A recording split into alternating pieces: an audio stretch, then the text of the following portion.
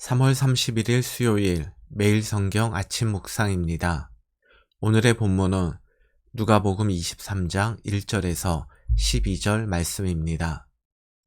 무리가 다 일어나 예수를 빌라도에게 끌고 가서 고발하여 이르되 우리가 이 사람을 보매 우리 백성을 미혹하고 가이사에게 세금 바치는 것을 금하며 자칭 왕 그리스도라 하더이다 하니 빌라도가 예수께 물어 이르되 내가 유대인의 왕이냐? 대답하여 이르시되 내 말이 옳도다. 빌라도가 대제사장들과 무리에게 이르되 내가 보니 이 사람에게 죄가 없도다 하니 무리가 더욱 강하게 말하되 그가 온 유대에서 가르치고 갈릴리에서부터 시작하여 여기까지 와서 백성을 소동하게 하나이다. 빌라도가 듣고 그가 갈릴리 사람이냐 물어 헤롯의 관할에 속한 줄을 알고 헤롯에게 보내니 그때에 헤롯이 예루살렘에 있더라. 헤롯이 예수를 보고 매우 기뻐하니 이는 그의 소문을 들었으므로 보고자 한지 오래였고 또한 무엇이나 이적 행하심을 볼까 바랐던 연고로라. 여러 말로 물으나 아무 말도 대답하지 아니하시니 대제사장들과 서기관들이 서서 힘써 고발하더라. 헤롯이 그 군인들과 함께 예수를 업심여기며 희롱하고 빛난 옷을 입혀 빌라도에게 도로 보내니 헤롯과 빌라도가 전에는 원수였으나 당일에 서로 친구가 되니라. 어제 다루지 않은 22장 63절부터 23장 전체는 예수님이 여러 사람들에게 넘겨져 재판과 신문을 받고 있음을 기록하고 있습니다. 어제 본문인 누가복음 22장 54절입니다. 예수를 잡아 끌고 대제사장의 집으로 들어갈새 목요일 저녁에 붙잡힌 예수님은 대제사장에게로 넘겨졌습니다. 누가복음 22장 66절입니다.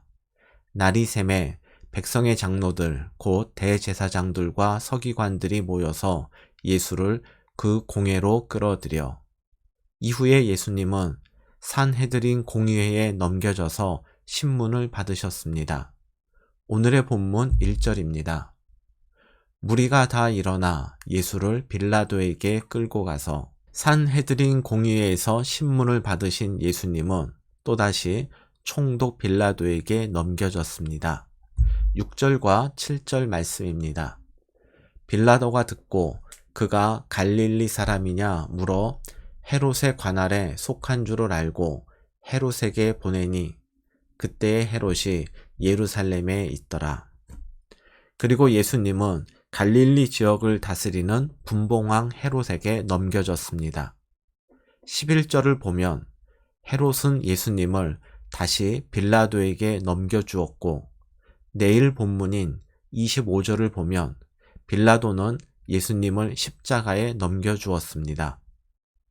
하나님을 믿는다면 하나님의 아들이요 또 우리의 구원자이신 예수님을 붙잡아야 마땅할 것 같은데 사람들은 왜 예수님을 계속해서 이리저리 넘겼을까요? 우리들도 예수님을 붙잡지 못하고 넘겨주는 어리석음을 범하지 않도록 그 이유를 오늘 본문을 통해 살펴보겠습니다. 제일 먼저 종교 지도자들입니다. 누가복음 22장 66절에서 68절 말씀입니다. 날이 새매 백성의 장로들 곧 대제사장들과 서기관들이 모여서 예수를 그 공회로 끌어들여 이르되 내가 그리스도이거든 우리에게 말하라. 대답하시되 내가 말할지라도 너희가 믿지 아니할 것이요 내가 물어도 너희가 대답하지 아니할 것이니라. 믿음의 핵심은 예수님이 그리스도, 즉 우리의 구원자가 되심을 믿고 고백하는 것입니다. 그런데 종교 지도자들은 예수님이 그리스도시라는 말을 들어도 믿지 않고 또 그렇게 고백도 하지 않았습니다. 아무리 성전에서 예배를 주관하는 제사장들이라 하더라도 또 말씀에 능통한 율법 학자라 할지라도 바리새인처럼 율법을 철저하게 지킨다 하더라도, 그리고 이들이 유대의 최고 의사결정기구인 산헤드린 공의회 의원이라 할지라도 예수님이 그리스도라는 사실을 믿지 않고 고백하지 않았기 때문에 이들은 자신의 눈앞에 계신 예수님을 죽이기 위해서 총독 빌라도에게 넘겨주었습니다. 총독 빌라도 역시 예수님을 넘겨준 사람입니다. 1절과 2절 보겠습니다. 무리가 다 일어나 예수를 빌라도에게 끌고 가서 고발하여 이르되 우리가 이 사람을 보매 우리 백성을 미혹하고 가이사에게 세금 바치는 것을 금하며 자칭 왕 그리스도라 하더이다. 예수님을 죽이기로 결의한 공회는 예수님을 빌라도에게 넘겼습니다. 2절에 나오는 백성들이 예수님을 고발한 그 내용은 사실을 왜곡한 것이었습니다. 누가복음 20장과 요한복음 6장에 나오듯 예수님은 가이사의 것은 가이사에게 바치라 하셨고 백성들이 예수님을 정치적 왕으로 옹립하려는 것을 거절하셨습니다. 3절입니다. 빌라도가 예수께 물어 이르되 내가 유대인의 왕이냐? 대답하여 이르시되 내 말이 옳도다. 빌라도는 백성들의 고발 내용에 따라서 예수님에게 유대인의 왕이냐고 물었고 예수님은 빌라도의 말이 옳다고 하셨습니다. 로마의 이익을 대변하는 총독으로서 예수님의 답변은 사형을 언도할 수 있는 결정적 증거였습니다. 그런데 빌라도는 4절에 나오듯 예수님에게 죄가 없다 말합니다. 앞뒤가 맞지 않는 이 3절과 4절 사이에 간격을 메워주는 내용이 요한복음 18장 36절에 나옵니다. 예수께서 대답하시되 내 나라는 이 세상에 속한 것이 아니니라. 빌라도는 예수님의 이 대답을 듣고 이것은 정치적 문제가 아니라 유대교인들 사이의 종교적 갈등이라 판단하여 예수님에게 죄가 없다고 말한 것입니다. 그런데 더 이상한 것은 빌라도가 예수님을 석방하지 않고 갈릴리의 분봉왕 헤롯에게 넘긴 것입니다. 그 이유를 4절과 5절에서 유추할 수 있습니다. 빌라도가 대제사장들과 무리에게 이르되 내가 보니 이 사람에게 죄가 없도다 하니 무리가 더욱 강하게 말하되 그가 온 유대에서 가르치고 갈릴리에서부터 시작하여 여기까지 와서 백성을 소동하게 하나이다. 빌라도가 예수님에게 죄가 없다라고 선언하자 무리들은 더욱 강하게 예수님의 유죄를 주장했습니다.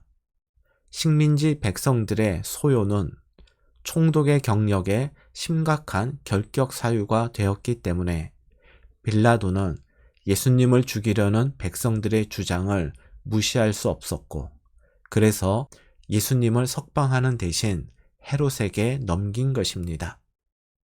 마지막으로 분봉왕 헤롯에 대해서 생각해 보겠습니다. 8절과 9절입니다. 헤롯이 예수를 보고 매우 기뻐하니 이는 그의 소문을 들었으므로 보고자 한 지 오래였고 또한 무엇이나 이적 행하심을 볼까 바랐던 연고로라. 여러 말로 물으나 아무 말도 대답하지 아니하시니 헤롯은 소문으로만 들었던 예수님의 초자연적 이적을 직접 볼 수 있겠다는 기대감 때문에 예수님과의 만남을 기뻐했습니다. 그러나 예수님이 아무런 능력도 행하지 않자 헤롯은 예수님을 다시 빌라도 총독에게 보냅니다. 그런데 헤롯은 예수님을 그냥 보내지 않았습니다. 11절입니다.